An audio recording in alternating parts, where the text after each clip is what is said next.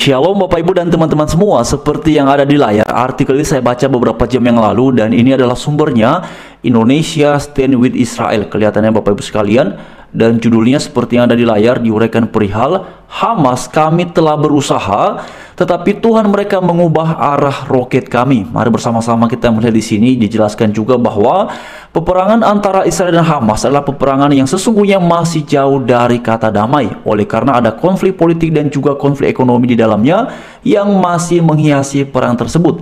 Juga dijelaskan bahwa Hamas adalah suatu kelompok yang terus berjuang dengan penuh semangat untuk bisa menghancurkan Israel karena keyakinan mereka bahwa Israel adalah musuh yang harus dilawan. Sebaliknya, dari pihak Israel juga dijelaskan bahwa terus berupaya untuk menggunakan misil mereka untuk melindungi warganya dari serangan-serangan yang dilancarkan kepada Hamas. Berbeda dengan Hamas yang justru menggunakan warganya untuk melindungi mereka dari serangan misil Israel. Nah teman-teman, Bapak Ibu sekalian, narasi yang disampaikan ini agak mirip ya dengan yang pernah disampaikan oleh Perdana Menteri Israel, yaitu Benyamin Netanyahu, bahwa Hamas ini katanya seringkali menggunakan warga sebagai pelindung mereka dari serangan-serangan pihak Israel. Lalu kemudian juga dijelaskan lagi bahwa Hamas cukup dikenal dengan strategi perisai manusia sepanjang sejarah konflik dengan Israel, menyebabkan jumlah korban warga sipil di Gaza mengalami peningkatan yang sangat signifikan. Di satu sisi ketika Israel melakukan serangan kepada pihak Hamas, kemudian banyak juga negara-negara lain yang ikut mengecam dan menganggap Israel tidak bisa meminimalisasi jumlah korban warga sipil yang ada di jalur Gaza. Lalu kemudian di sini teman-teman sekalian diuraikan juga bahwa namun di balik kuatnya semangat Hamas untuk melakukan serangan kepada pihak Israel, beberapa di antara mereka yang terus berkeyakinan bahwa adanya unsur agama dalam konflik ini, seakan-akan melihat ada pertempuran antara dua Tuhan di sini. Nah, di sini Bapak Ibu ya, mari bersama kita lihat selanjutnya diuraikan bahwa dalam suatu artikel yang ditulis oleh Barbara Ortman di Jewish Telegraph edisi 18 pada bulan Juli, Ortman bertanya kepada pihak Hamas mengapa roket mereka tidak begitu efektif untuk menghancurkan Israel. Jawaban yang didapatnya adalah, kami telah berusaha tetapi Tuhan mereka mengubah arah roket kami di atas udara. Nah, ini kemudian menjadi ramai Bapak Ibu ya. Lalu kemudian juga di sini jelaskan lagi bahwa kutipan Ortman itu pun menjadi headline yang tersebar luas di jejaring sosial setelah dijadikan judul utama di harian Jewish Telegraph. Lebih lanjut lagi dikatakan bahwa Ortman yang kini tinggal di Ma'ale Adumim di tepi barat itu kemudian mengutip pernyataan Perdana Menteri Israel yang pertama, David Ben Gurion, pada Oktober 1956. Kala itu dalam sebuah wawancara dengan CBS, Ben Gurion berkata, di Israel untuk menjadi seorang yang realistis, Anda harus percaya adanya mukjizat. Nah itu dia Bapak Ibu yang kemudian menjadi ramai dibahas perihal ya pernyataan bahwa kami telah berusaha tetapi Tuhan mereka mengubah arah roket kami di atas udara. Sebenarnya di kalangan saudara kita yang beragama Kristen sendiri, pembahasan perihal artikel ini cukup signifikan Bapak Ibu sekalian, karena memang kalau kita perhatikan ya, mayoritas di bangsa kita Indonesia terutama itu kalau yang beragama Kristen umumnya Bapak Ibu ya, meskipun ada juga yang tidak ya, itu keberpihakannya adalah kepada pihak Israel, tetapi juga tidak kalah banyak masyarakat kita itu juga ya mayoritasnya adalah memihak kepada Hamas ataupun kepada warga yang ada di jalur Gaza Palestina. Tapi bagi saya secara pribadi, keberpihakan seperti itu memang pada akhirnya kembali kepada masing-masing pihak. Atau yang kemudian menjadi menarik bahwa tidak dapat dipungkiri ya, meskipun beberapa waktu yang lalu kan sudah ada penandatanganan ini ya, gencatan senjata yang dipimpin oleh Presiden Amerika Serikat yaitu Donald Trump dan juga beberapa pihak lain, bahkan Presiden kita Bapak Prabowo Subianto pada waktu yang lalu itu juga ikut hadir ya, menyaksikan perihal penandatanganan kesepakatan damai itu teman-teman, dan banyak pihak yang kemudian mengapresiasi perihal tersebut. Tapi ada yang menarik Bapak Ibu sekalian,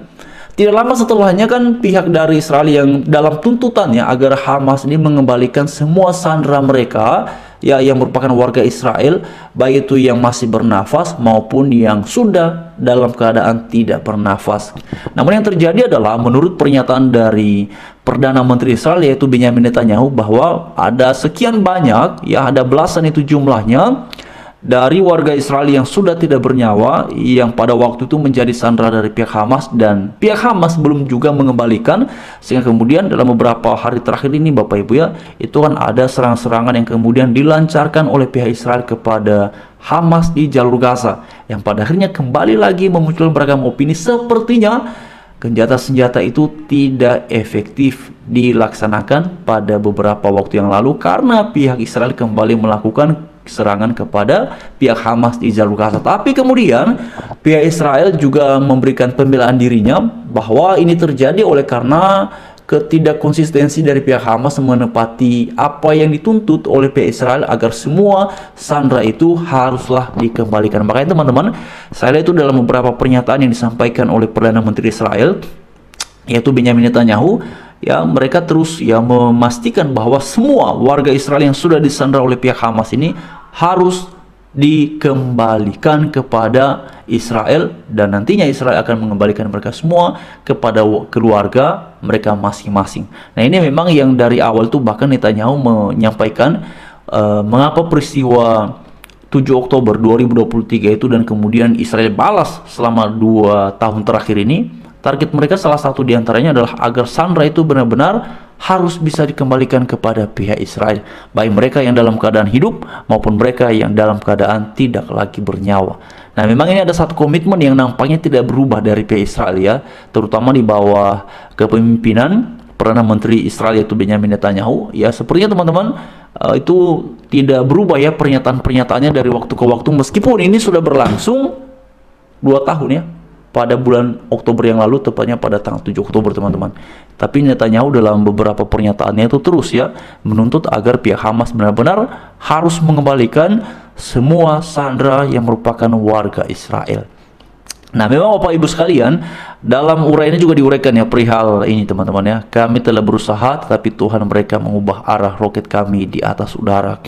Nah, apakah kemudian pernyataan ini berkaitan dengan pengalaman spiritual Bapak Ibu? Saya secara pribadi tidak bisa memastikannya, tapi diuraikan di sini bahwa itu jawaban yang didapati oleh orang yang menulis artikel itu, namanya adalah Barbara Ortman di Jewish. Apakah kemudian itu benar adanya Bapak Ibu sekalian dikatakan seperti itu? Saya secara pribadi tidak bisa memastikan teman-teman ya. Tapi inilah kemudian hal seperti ini memunculkan beragam reaksi, memunculkan beragam spekulasi ataupun beragam opini, juga beragam penafsiran. Tapi bagi saya, kita bisa ya kembali kepada keyakinan masing-masing perihal itu. Memang kalau kita memperhatikan dalam Alkitab, ya ada pernyataan dalam Alkitab bahwa barang siapa yang mengutuk Israel akan dikutuk, dan barang siapa yang memberkati Israel juga akan diberkati, karena olehmu lah ya bangsa-bangsa di muka bumi ikut mendapatkan berkat ataupun diberkati. Nah, ini sebenarnya salah satu ayat yang kemudian sering dipakai ataupun menjadi salah satu landasan keyakinan dari orang-orang mengapa kemudian keberpihakannya adalah kepada Israel.